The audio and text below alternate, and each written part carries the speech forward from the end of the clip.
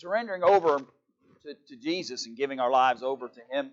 And for the last several weeks, actually, we've been talking about the subject of repentance, the need for change. And we talked about the fact that that's not just about sinful things, right? That's not just about changing the sinful behaviors, but it also means that there may be some changes I need to make in what I'm doing and positive things that I've been overlooking or things that I haven't been fulfilling that I should. And so that has been the discussion for the past several weeks, and actually those three lessons, lessons 2, 3, and 4 within the series, all dealt with the subject of repentance. This morning we moved to lesson 5, and we actually begin to talk about the idea of this surrendered life that really we've been pointing to the whole time. Now I apologize, I realized this morning that I didn't have any of these. I put out some extra lessons in case you didn't have it yet. And anyway, long story short, there aren't any back there, so don't walk back there. I'll fix that and rectify that tomorrow if you haven't got these lessons yet. But at any rate, we want to talk about this idea of a surrendered life. And the writer of the material talks about it from the standpoint at the outset here in this lesson. That sometimes we are very focused on whom? On self. And the truth is, there is a fine line balance sometimes of being concerned about self and being selfish, if that makes any sense.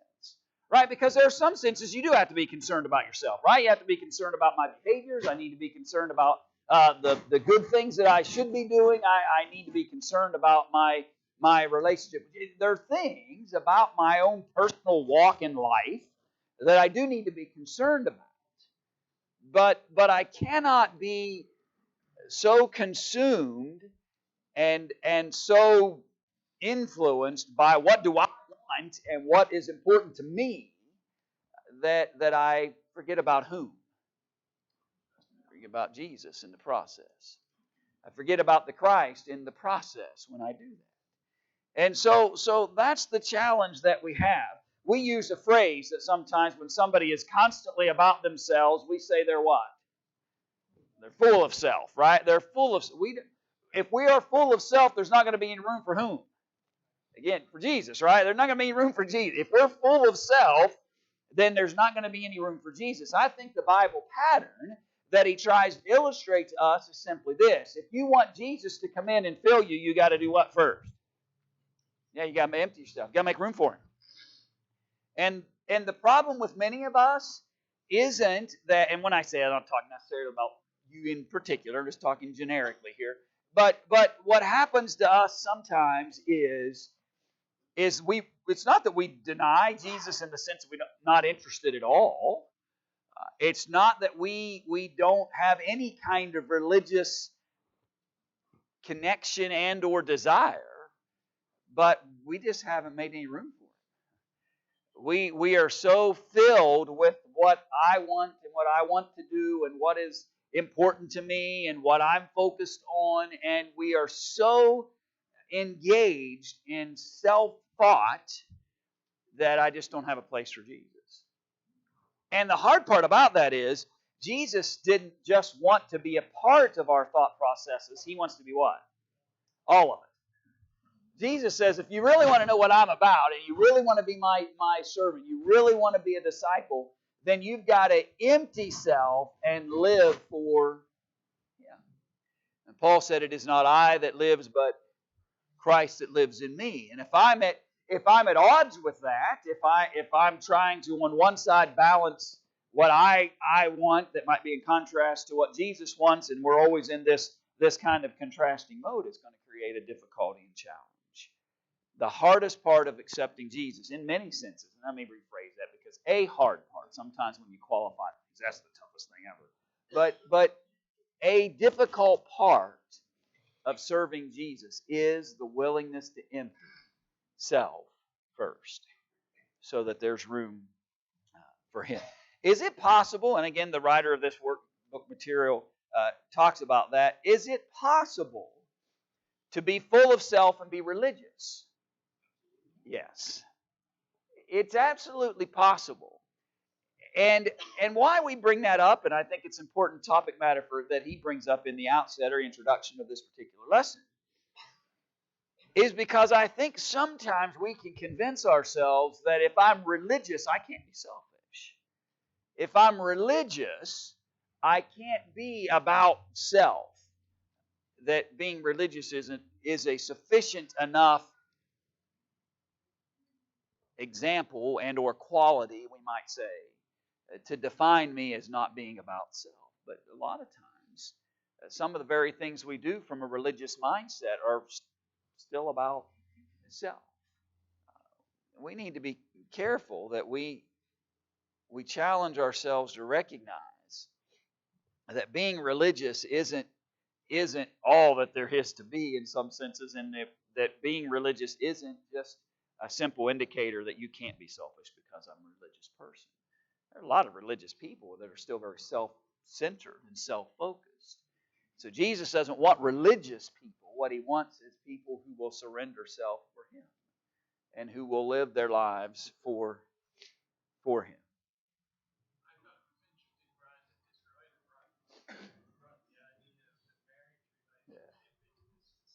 Yeah.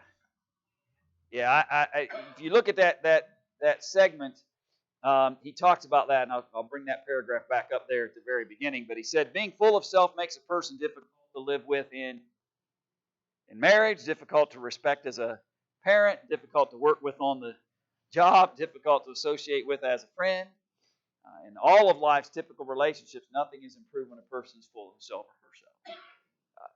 I guess in some senses then maybe we can have the conversation about the idea that number one, it affects my spiritual relationship with Christ, which is ultimately the largest problem I have if self is the issue. But it doesn't just affect that. If I am overwhelmed with self, it will affect everything. Every relationship I have will be challenged because the attention always has to return back to self and me. And that will cause marital issues. It will cause parent-to-child issues. And since Gary brought it up, see how I did that, Gary? Since Gary brought it up, parents, we need to be careful that we don't create selfish children. Because here's the challenge. I create a selfish child in the home. When that child grows up, they're going to have a hard time emptying self so that Christ can come in. Long before they ever have an opportunity to understand all that God is asking of them to be a believer and to be a disciple and a follower of Jesus, long before they ever have those kinds of choices and decisions to make, if I have created in them a selfish mindset, it is going to be difficult for them to know how to deny self and take up their cross and follow Jesus. And we can do that in a lot of ways. We can do it with things, right? That's the first thought that generally comes to our mind. We do that with stuff. We just overwhelm them with stuff, whatever they want, whatever they desire, whatever it is, in any whim or fancy. And trust me, every parent in the world has had that moment where all they want in that moment is peace, right? That's all they want in that moment. And they're willing, let me rephrase that, we have been willing to give whatever was wanted or desired in that moment because all I need in that moment is peace. Which was really about self. Isn't that interesting? For a moment of self, I gave in to the moment of self for the child, and we can get into a vicious pattern. Now, is that going to happen from time to time? Sure it is. And are we going to make some mistakes? Yeah, I'm not talking about an instant or a moment in time. But if we build a pattern where what I want creates a circumstance where I'm just always giving to them whatever they want, then we have entered into a self-relationship that can be detrimental to their spiritual health, down the road when they're having to make choices and decisions about what they want to do with Jesus. And so lessons learned, right? We've got to be careful. And since, no offense, folks, but I'm not looking at the youngest crowd in the world. Grandparents can get in the way of that too. I saw a video clip the other day of a guy, and he was basically, his child would ask him for something, he would say no, and the child would run to grandma, and grandma would give it. And the dad would say no, and he'd run to the grandpa, and he would give it. No, you can't, and then the grand, right? And what do grandparents say? Well, grandparents say, that's my job. That's my job. Spoil and give them back. But we can be part of that problem. I only say that because I got, in some senses, I'm looking at more grandparents than I am parents in some senses in this room at the moment. Well, you understand what I mean by that. You don't, never mind, you get it. So be careful. What we do, parent to child, can have a long-lasting effect. And sometimes, and this sounds strange, and I'm saying it to myself because I probably should have learned it better in some moments in my life as well, but sometimes you have to say no simply to educate the process. Can I have $5? Well, it's not a matter of the fact that I didn't have that $5 at the moment in time, right? That may not have been the issue.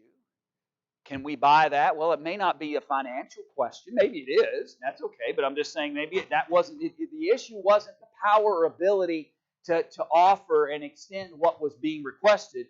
It was one of those moments where I need to limit or put a stop to the old, because we don't want our children. And we've all seen it, right? We've seen what it looks like at a young age. But friends, let me tell you, you think it looks bad, selfishness looks bad at 4, it's worse at 16. And it's worse at 26, and it's worse at 46, and it's worse at, right? You know, sometimes we get the imagery that selfishness is only about childishness, and in a sense it is from a child, that kind of definition. But the truth is, it can happen throughout somebody's life. And if selfishness was a part of one's childhood, and now all of a sudden they're married, and 2 have to become what? 1. And that's right. And with Christ as its central focus. But I got one of those 2 they're supposed to be 1, but I got one of the 2 that's all about them, because that's the way they were always thought to believe. And we can have problems. I could go on for hours about that topic, by the way, so I'll just stop, because there are lots of things we do socially and culturally sometimes that lend itself to that.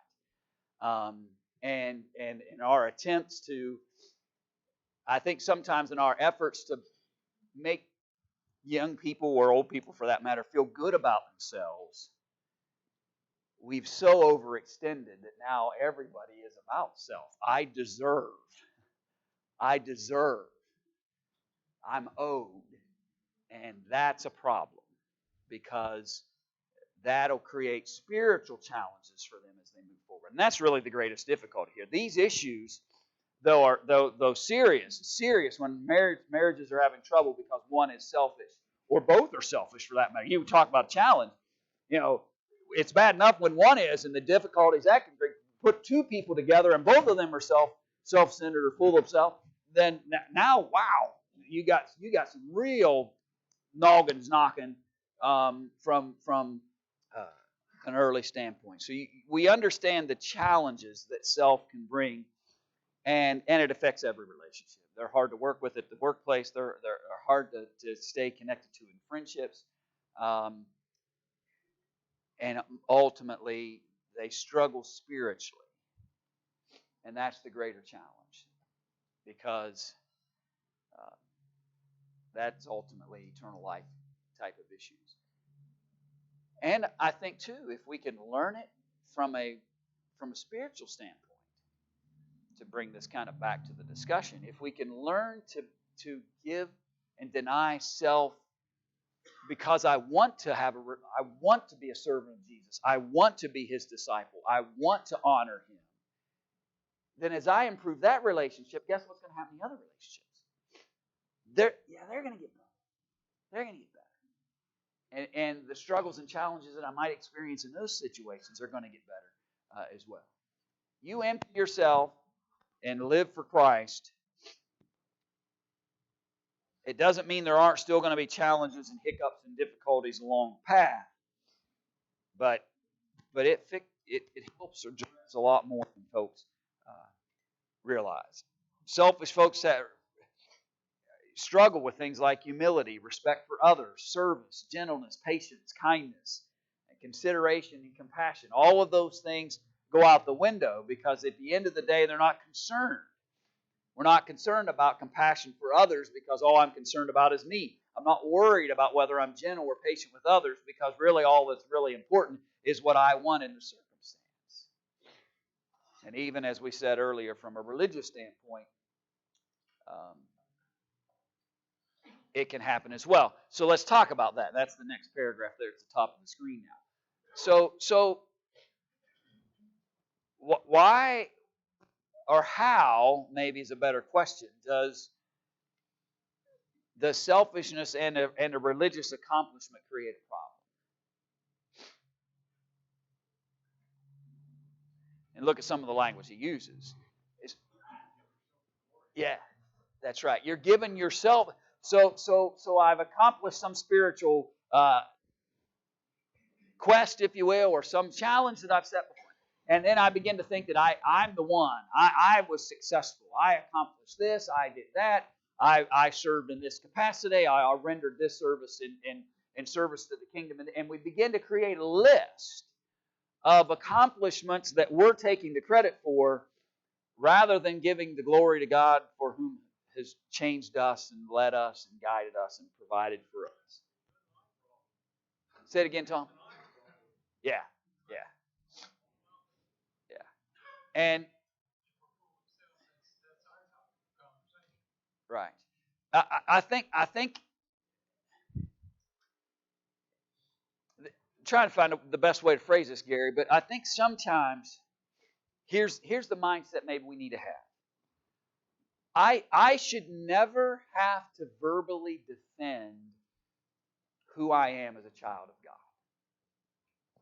Now, I may have to defend truth. I may have to speak out about what God has said on percent. But here, what I mean by that is I should never feel like I need to list my accomplishments. Where here's what I did. I was baptized on this day, and I taught a Bible class on this day, and I did, you know what I mean? And so I'm listing the accomplishments in order to evidence that I'm a believer and a disciple and a child of God. The evidence ought to be obvious and unnecessary for me to try.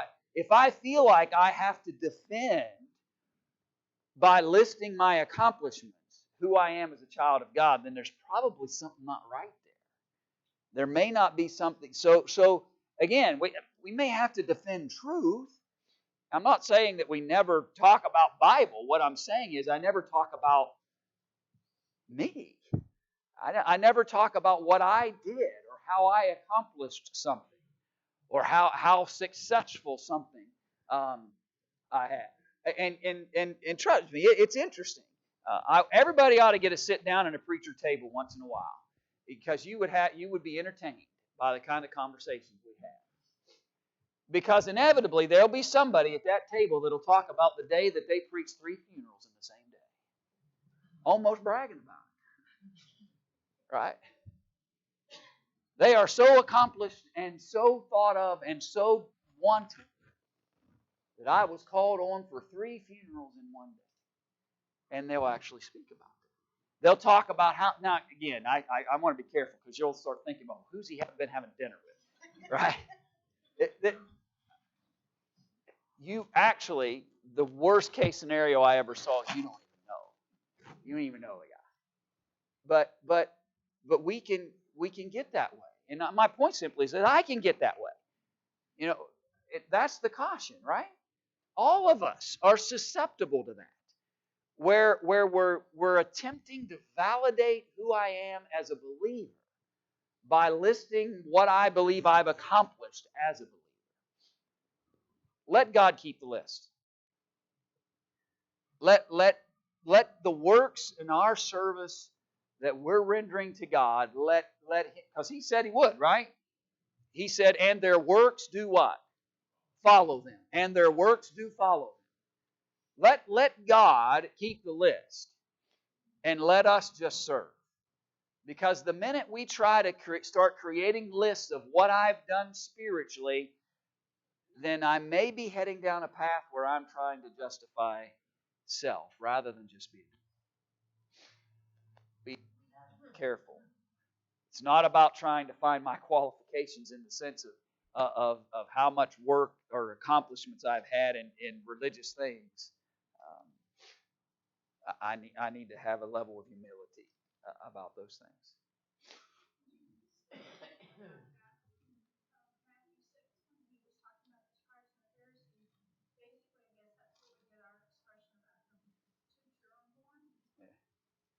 Yeah. Yeah. Right.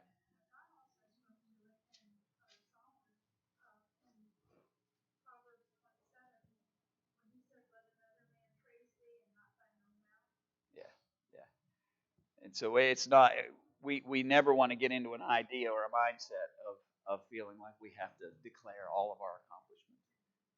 And if there's praiseworthiness, let it come from God, number one. And if others want to say something of value about what we've done, let it come from them and not about self. Yes.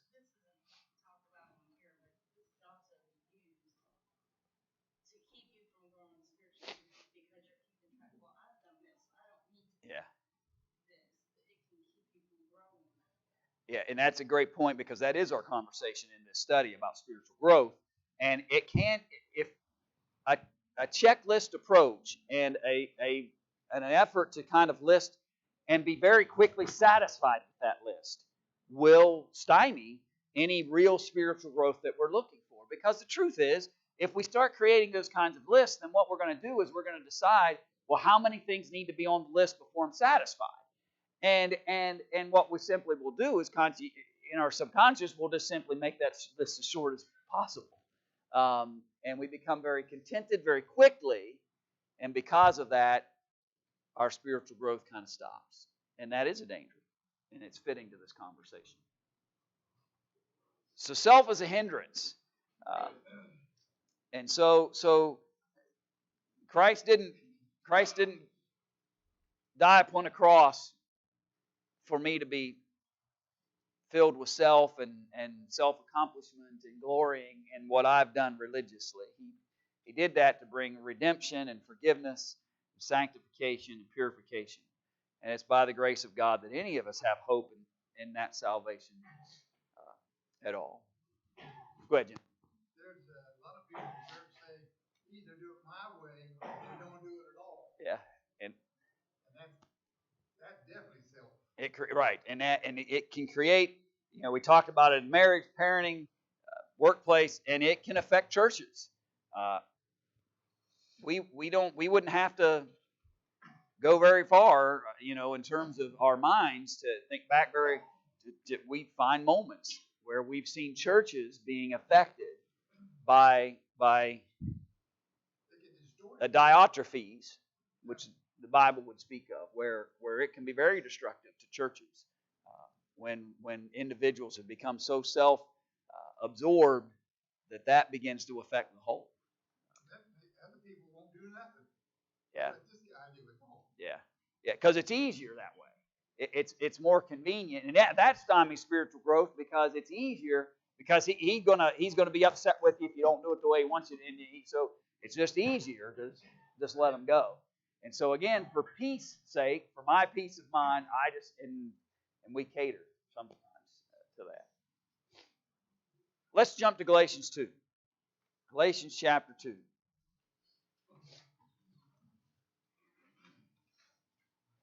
And we're going to start in verse 11. Galatians chapter 2, verse 11. So there's this incident, if you will, or this circumstance that comes up between Paul and Peter, where Peter's kind of been overwhelmed with a situation and a particular behavior. Paul decides he needs to address it, and that's kind of the scene that we're at here in Galatians chapter 2. So Galatians chapter 2, verse 11. But when Peter was come to Antioch, I withstood him to the face because he was to be blamed. For before that certain came from James, he did eat with the Gentiles. But when they were come, he withdrew and separated himself, fearing them which were of the circumcision. And the other Jews dissembled likewise with him, insomuch that Barnabas also was carried away with their dissimulation. But when I saw that they walked not uprightly according to the truth of the gospel, I said unto Peter before them all, If thou, being a Jew, livest after the manner of Gentiles, and not as do the Jews, why compellest thou the Gentiles to live as do the Jews? We who are Jews by nature, not sinners of the Gentiles, knowing that a man is not justified by the works of the law, but by the faith of Jesus Christ, even we have believed in Jesus Christ, that we might be justified by the faith of Christ, and not by the works of the law, for by the works of the law shall no flesh be justified. But if, while we seek to be justified by Christ, we ourselves also are found sinners, is therefore Christ the minister of sin? God forbid. For if I build again the things which I destroyed, I make myself a transgressor. For I, through the law, am dead to the law, that I might live unto God. I am crucified with Christ. Nevertheless I live, yet not I, but Christ liveth in me. And the life which I now live in the flesh, I live by the faith of the Son of God, who loved me and gave himself for me. I do not frustrate the grace of God, for if righteousness can't come by the law, then Christ is dead in vain. All right, so let's look at this narrative and talk a little bit about the various aspects of what's happening in this scene. So the question's asked in your lesson sheet, why did Paul oppose Peter in person when Cephas or Peter came to Antioch in the opening of the system? So what's the scene? Well, they're eating, and Peter had been eating with the Gentiles and stuff, James, and he ate with the Jews and did that. But the reason that Paul withstood Peter to his face is because they were instructed that if you had a problem, you went face to face. Yeah, and we'll get to that. So the scene is about Peter's unwillingness, in some senses, to embrace the Gentiles when who was around? When the Jews were around. So long as there weren't any Jews around, and so long as there wasn't anybody and keep in mind, we're talking about Jews who have been what? Converted to Christ, right? We're talking about those who have been converted to Christ. But they still had a little bit of what about them? They're still following the ordinance. Yeah. They're still being governed in many ways by many of the, maybe not all of them, but by many of the ordinances and guidelines, and in particular, their disassociation with whom? With Gentiles. And so that seems to be a common practice among even Jews who have converted to Christianity, if you will, but they have still held this long-standing opposition to the Gentile community. And Peter didn't necessarily hold that position, but because he was afraid, or whatever motivation he had, as soon as the Jews would show up, he would stop what? He'd stop the association. His desire to be in the good graces, if you will, of those Gentile or Jewish disciples was more important to him than what? Yeah, than doing the right thing. And honoring this newfound relationship with Christ. And so Paul decides he needs to deal with this. Now, it is a little bit different, by the way. He obviously he doesn't go behind Peter's back. He comes and sees him face to face. It gets a little bit into what Bonnie was saying a moment ago. And notice in verse 13 that the other Jews dissembled likewise with him, insomuch that Barnabas also was carried away with their dissimulation. So, his unwillingness, his personal desire to be pleasing to these Jewish disciples, more so than to be pleasing to God and Christ, led him not only to separate himself, but then when they saw the Apostle Paul, or rather the Apostle Peter doing it, then what was the reaction of the other Jewish disciples? They did the same thing. Even whom? Barnabas. Now, why do you think that? I'm not trying to ask you to be speculative. I'm trying to ask you to jog your historical memory for a minute here. And think about Barnabas for a second. Okay, so let's talk about him. Tell me some things you know about Barnabas. Okay, so he's one of Paul's companions on missionary journeys, particularly the first one. Okay, he's known as, by definition, the son of consolation, or what we might call the encourager. Okay, what else? Okay, he was well thought of. Okay. When no one else would take the risk of welcoming Saul of Tarsus, that's who they saw when they saw the Apostle Paul. When no one else would stand up, Barnabas stood up and was willing to validate, if you will, and encourage the other Christians to embrace the once Saul of Tarsus, who was now the Apostle Paul. So, now, remembering some of that history, remembering who Barnabas is, why do you think it was significant that the Apostle Paul mentions him specifically here in verse 13?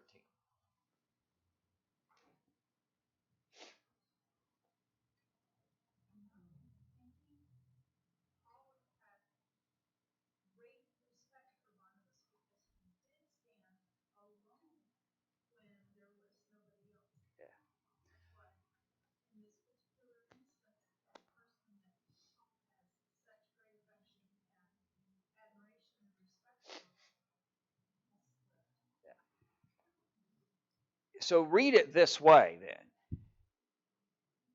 Even Barnabas was pulled away by the behavior of people. Even Barnabas was doing this.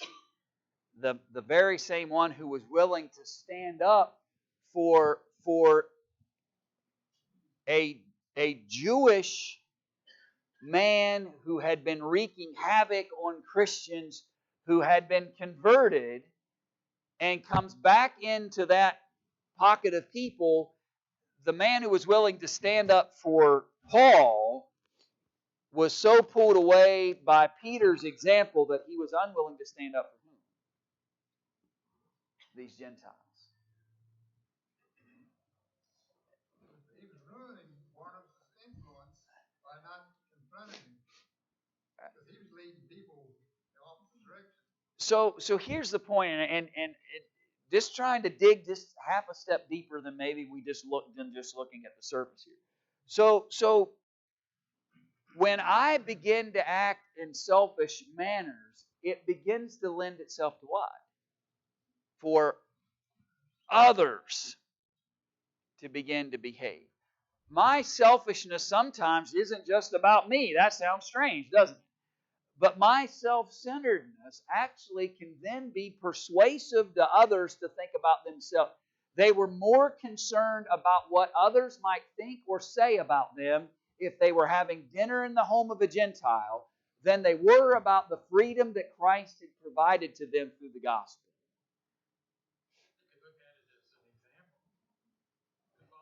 Yeah. And they needed a man like Barnabas to show them the right way. They needed men like the Apostle Peter to show them the right way. And so when Paul comes, he's got to confront them because he doesn't want this behavior of having more fear about what's going to happen to me and what are people going to say about me. And you wonder, where's the selfishness or where's the self in this scenario? I think that's where it's at, is the statement that he made. Verse 12, here's Paul's assessment of this scene. He fearing, why was he doing this? Why was he separating himself from the Gentiles? Fearing them which were of the circumcision. He was more concerned about what people might think of him than he was about what people thought of the freedom found in Jesus the Christ. We can fall prey to the same kind of self-thought. Self-thought isn't just about gimme, gimme, gimme sometimes. Sometimes self and self-preservation, if you will, is about I don't want to get in conflict, or I don't want to have trouble with this particular group. I want to stay in the good graces of that group. And so I'm willing for what I want personally to happen, to sacrifice what's right even at times because of that. Peter didn't want to lose his ability to be part of that circumcision. And because of that, he led himself and other Jews and even the great encourager, the one who had prior been willing to stand up. He's even led Barnabas in that path. So no wonder Paul's frustrated about it. And no wonder Paul wants to come and address it and speak to those issues, because he spoke of it in the very beginning of verse 14 as they walk not what? And they walk not uprightly. So what's Paul say to them? That's the second question.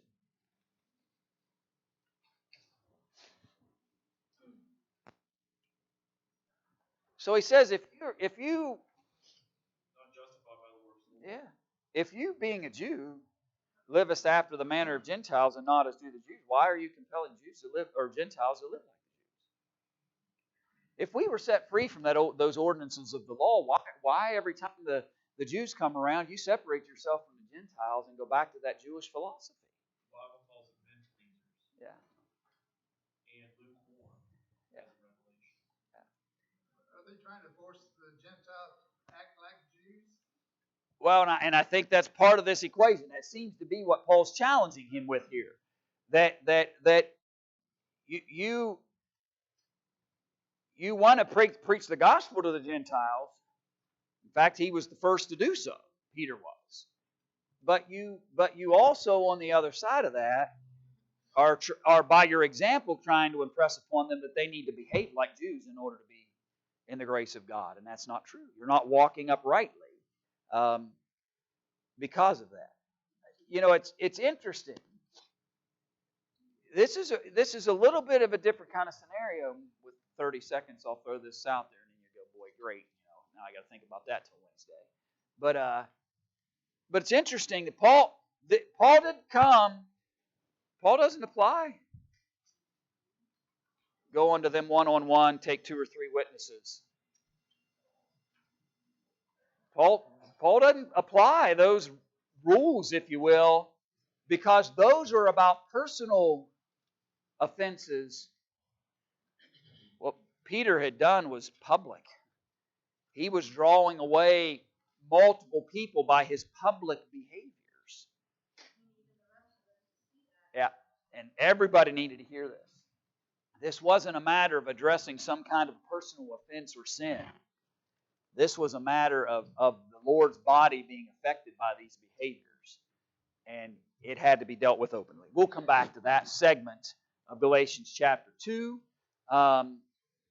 and continue or complete our study of lesson 5. Lord willing, on Wednesday.